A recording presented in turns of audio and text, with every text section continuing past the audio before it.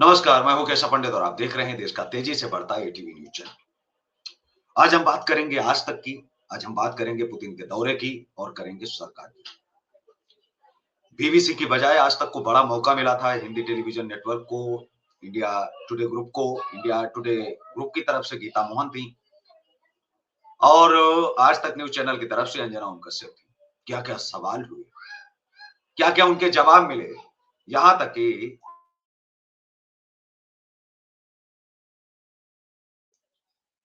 क्या-क्या उनके जवाब रहे, यहाँ तक कि पुतिन के राष्ट्रपति को आखिर अश्लील क्यों कहना पड़ा? अश्लील, ये अश्लील प्रश्न है। सबसे पहले कुछ छोटी चीजों पर बातचीत करेंगे और फिर उसके बाद में बढ़ेंगे। क्रमवार एक-एक करके आपको बताएँगे कि क्या कुछ होना चाहिए था, क्या कर सकते थे। एक बड़ा मौका था, एक बड़ा अवसर था पुतिन जी के साथ बातचीत करने का। पत्रकारिता की मृत्यु तो हो ही चुकी है, लेकिन लगता है कि छोटे-छोटे संकेत देखकर नीतियाँ बनानी चाहिए थी। उनके बनाने, सोचने और नेताओं को ब्रीफ करने वाले भी चल बसे हैं। राष्ट्रपति पुतिन ने राजघाट जाना चाहा, गए और विज़िटर बुक में लिखा, जो नया वर्ल्ड ऑर्डर आ रहा है, इसके बारे में गांधी जी ने स्वप्न देखा था। गोडसे पुत्रों के चेहरे पर इससे बड़ा गोबर युक्त जूता नहीं मारा जा सकता था, लेकिन इन्हें समझ नहीं आएगा कि आखिर पुतिन क्या करके गए। रशियन टीवी और चैनल वन ने उनके राजघाट जाने का प्रसारण किया, साथ ही गांधी जी के भजन भी सुनाई दे रहे थे। हमारे टीवी रोड वालों ने खबर को डाउन कर दिया कि ये तो जरूरी ही नहीं है पुतिन जी कहां से कहां पहुंच गए। टांगे मोड़कर बैठी पत्रकारिणियों के भेष में कन्याओं ने प्रश्न किया, क्या भारत के किस प्रधानमंत्री को रूस संबंधों के संदर्भ में सबसे बेहतर मानते हैं? पुतिन का जवाब था कि ये अश्लील प्रश्न है, सभी बहुत अच्छे थे। एक मैडम सवाल कर रही थी, आप छुट्टी भी लेते हैं क्या? इतना कार्य कैसे कर लेते हैं? अर्थात थकते नहीं। किसी मूर्ख ने कश्मीर पर या नॉर्थ ईस्ट पर रूस के विचार जानने का प्रयास नहीं किया, जिसके उत्तर में पाकिस्तान और चीन को भी जवाब मिल सकता था कि यदि कश्मीर पर कोई सवाल किया जाता तो शायद जवाब जो है वो दिया जा सकता था रूस की तरफ से। एक कड़ा संदेश, एक बड़ा संदेश, जिसको लेकर के दुनिया डर रही थी, राजनेता भी डर रहे थे कि पता नहीं अब आज तक जो इतनी तेजी से मिसाइलें छोड़ने लगता है, जरा सी बात पर बैकग्राउंड में आपने देखा होगा बड़ी-बड़ी मिसाइलें जो है वो छूटने लगती। पुतिन का भारत दौरा 2025 जब मीडिया ने भारत की खाल खींची और हमारा मीडिया गांधी भजन गुनगुना रहा था। व्लादिमीर पुतिन जब 5 से 6 दिसंबर 2024 को भारत आए तो सिर्फ केवल औपचारिक सालाना शिखर सम्मेलन नहीं था, यह एक ऐसा दृश्य था जिसे रूस के राष्ट्रपति ने भारत के सामने जो दर्पण रखा, उसमें हमारा चेहरा इतना विकृत दिखा कि देखने की हिम्मत हमारे मीडिया में नहीं हुई। विदेशी मीडिया ने जो तंज कसे, जो व्यंग बाढ़ छोड़े, वो इतने सटीक थे कि लगता है उन्होंने हमारे गोदी मीडिया की नब्ज हाथ में जो है रख दी। बात करते हैं क्रमवार, राजघाट वाला जूता कैसे पड़ा। पुतिन राजघाट गए, विस्टर बुक में लिखा, महात्मा गांधी ने जिस नए विश्व व्यवस्था का सपना देखा था वो अब साकार हो रहा है। रशियन स्टेट टीवी और चैनल वन ने इसे लाइव दिखाया, बिना कट किए हुए। बैकग्राउंड में वैष्णव जंतु तेने कहिए और रघुपति राघव राजा राम ईश्वर अल्लाह तेरो नाम बज रहा था। रूस और भारत मिलकर वही दुनिया बना रहे हैं जिसका सपना गांधी ने देखा था। उपनिवेशवाद के खात्मे की दुनिया, बहुध्रुवीय दुनिया। हमारे चैनलों ने यह खबर लगभग दबा ही दी। एक दो ने टिकर चलाया बस। क्यों? क्योंकि जिस नए विश्व व्यवस्था की बात पुतिन कर रहे थे, उसमें अमेरिका नहीं है, पश्चिम नहीं है और सबसे बड़ी मार उस हिंदुत्व विग्रेड पर थी जो गांधी को आज भी मोहम्मद गांधी कहकर गाली देती है। पुतिन ने गांधी को वैश्विक बहुध्रुवीयता का प्रतीक बना दिया। गोडसे के वंशजों के मुंह पर सबसे गंदा, सबसे करारा जूता यही हो सकता था, लेकिन हमारे एंकर तो पुतिन ने गांधी को गुलाम सलाम किया कहकर खुश हो गए। गहराई समझ में ही नहीं आई। अश्लील सवाल वाला जो तमाचा पड़ा मोदी मीडिया पर, वो पूरी दुनिया ने देखा। प्रेस कॉन्फ्रेंस में एक पत्रकार जिनकी टांगे मोड़कर बैठने की तस्वीर वायरल हुई है, उन्होंने पूछा, आप भारत के इस प्रधानमंत्री को भारत रूस संबंधों के लिए सबसे बेहतर मानते हैं। पुतिन मुस्कुराए और बोले, यह एक अश्लील सवाल है, यह अश्लील प्रश्न है। सभी प्रधानमंत्री बहुत अच्छे थे। रशियन में उन्होंने जवाब दिया जिसका मतलब असली ही है। विदेशी मीडिया में हंसी का ठहाका।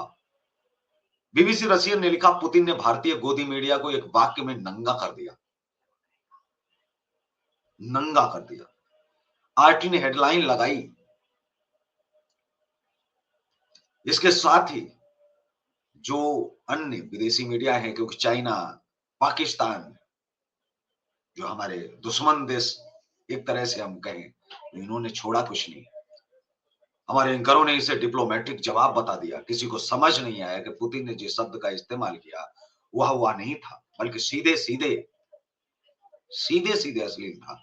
वो भाड़ एक खास मीडिया को कह रहे थे, तुम्हारा सवाल वैसा ही है जैसे कोई पूछे कि तुम्हारी माँ और बहन में कौन ज्यादा सुंदर है। छुट्टी लेते हैं क्या बाबू? अब बताइए, ये सवाल है क्या? एक और पत्रकारिणी ने पूछा कि आप इतना काम कैसे कर लेते हैं? क्या आप कभी छुट्टी भी लेते हैं? थकते नहीं है क्या? पुतिन हंसे और बोले, कहा कि मैं रूसी हूं, हम थकते नहीं है, हम सोचते हैं कि और कितना करना बाकी है। विदेशी मीडिया ने इसे भी लपेट लिया। दमास्को टाइम्स ने लिखा कि ये जो भारतीय पत्रकार हैं, इनका सवाल ही बेकार है। किस तरह के सवाल कर रहे हैं? हमारे यहां सवाल पुतिन की कार्य क्षमता की तारीफ बन गया है। किसी ने नहीं बताया कि सवाल की बेवकूफी पर पूरी दुनिया हंस रही है। जो सवाल पूछे ही नहीं गए उनकी हम बात करते हैं कि पूछे क्या जा सकते थे। सबसे दर्दनाक हिस्सा यह था कि कोई भी पत्रकार इस सवाल पूछने की हिम्मत ही नहीं जुटा सका या सवाल किए ही नहीं। असल में जो करने चाहिए थे, जिन पर बात होनी चाहिए थी, कि कश्मीर पर रूस का स्टैंड आज भी वही है क्या जो 2019 से पहले था?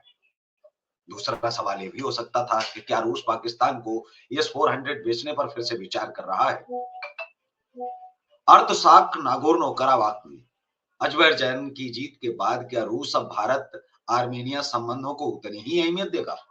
सवाल तो ये भी हो सकता था कि चीन के साथ रूस की नो लिमिट्स पार्टनरशिप में भारत की जगह कहां है?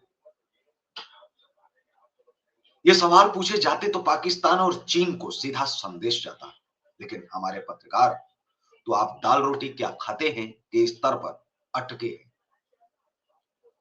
आप क्या पहनते हैं, आप कब सोते हैं, आप कब जागते हैं, आप किस साबुन का नहाने के समय इस्तेमाल करते हैं, ऐसे प्रश्न पत्रकारिता में रह गए। दुख के साथ ही कहना पड़ता है कि भाई गोदी मीडिया तो है। कुछ अखबारों को बताता हूं, विदेशी अखबार क्या लिखते हैं। आरटी ने लिखा, दुनिया जल रही है और भारतीय मीडिया पूछ रहा है कि पुतिन छुट्टी लेते हैं या नहीं। यही कारण है कि रूस सिर्फ अपने मीडिया पर भरोसा करता है। स्पुतनिक में लिखा, राजघाट पहुंचकर पुतिन ने साबित कर दिया गांधी का सपना अब मॉस्को और दिल्ली मिलकर साकार कर रहे हैं, वाशिंगटन नहीं। टीएसएस ने लिखा, रूसी राष्ट्रपति ने विनम्रता से भारतीय मीडिया का पसंदीदा खेल खेलने से इनकार कर दिया, राजाओं को रैंक करने का खेल। चीनी अखबार ग्लोबल टाइम्स भी नहीं चुका, हो चुके भाई। भारतीय पत्रकार पुतिन के खाने पीने में ज्यादा दिलचस्पी दिखा रहे हैं, रणनीतिक मुद्दों में नहीं। इससे बहुत कुछ समझ में आ जाता है। इतने वर्षों से पत्रकारिता कर रही हैं अंजना कश्यप, हर शाम को डिबेट करती हैं, कभी दंगल तो कभी ब्लैक एंड व्हाइट, और सवाल पूछती हैं बहुत ही धड़ल्ले से। हम सवाल पूछते हैं, आज तक है सबसे तेज है। इतने तेज, इतनी तेज स्पीड में बहुत आगे निकल गए, लेकिन पुतिन ने उस स्पीड को एकदम डाउन कर दिया। डाउन ही नहीं, हम कहे तो स्टॉप कर दिया। ऐसा करारा तमाचा भारतीय मीडिया पर मारा है कि पत्रकारों को भी पत्रकार कहने में शर्म आ रही है कि वाकई में ये वही एंकर हैं जो कांग्रेस से तो बहुत जो है ज्यादा सवाल और जवाब कर लेते हैं। पुतिन साहब आए थे तो क्यों सवाल और जवाब नहीं किए? राहुल गांधी को भी नहीं मिलने दिया गया, क्यों? राहुल गांधी एलओपी प्रधानमंत्री के बाद देश में दूसरी हैसियत रखता है, उससे कोई मुलाकात नहीं करने दी कि कहीं कोई संबंध ना खराब हो जाए, कहीं अमेरिका को लेकर के, चाइना को लेकर के, पाकिस्तान को लेकर सवाल न पूछ दिया जाए, कहीं कोई नाराज हो जाए, फिर क्या होगा?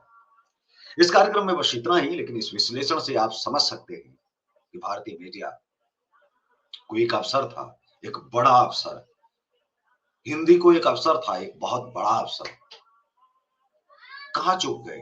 कैसे तैयारी नहीं की?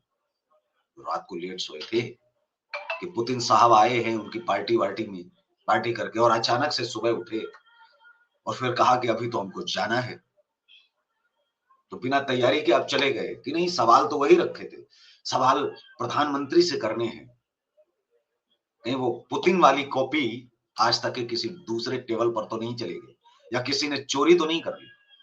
ये जो प्रधानमंत्री से जो सवाल किए गए थे, कुछ मिलते जुलते उसी टाइप के सवाल पुतिन जी से किए गए, लग रहा है पुरानी कॉपी ही अंजना को थमा दी गई,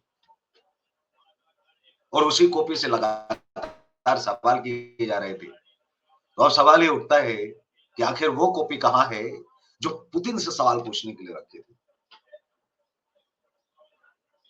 इस कार्यक्रम में बस इतना ही, हमें दीजिए इजाजत, नमस्कार, और आप देखते रहिए देश का तेजी से बढ़ता